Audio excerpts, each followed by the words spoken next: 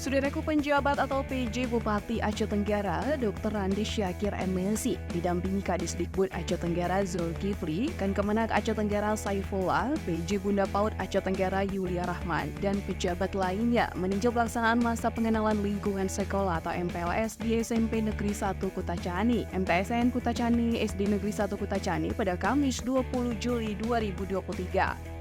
Sementara itu khusus SDN Cinta Maju langsung turun Kadisdikbud Aceh Tenggara Zulkifli didampingi PJ Bunda PAUD Yulia Rahman. Dalam kunjungan kerjanya, PJ Bupati Aceh Tenggara Dr. Randi Syakir berharap peserta didik dapat beradaptasi dengan lingkungan di sekolah, mengenal teman-teman di sekolah tersebut. Selain itu, PJ Bupati Aceh Tenggara berharap agar selama kegiatan MPLS tidak ada kegiatan yang bertentangan ataupun melanggar aturan terhadap peserta didik. Misalnya ketika anak didik melakukan kesalahan tidak boleh diberikan kekerasan terhadap anak.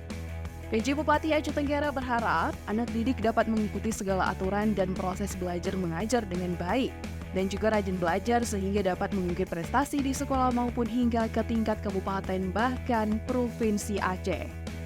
Dari Aceh Tenggara, Asnawi Lui, Tribun Gayo.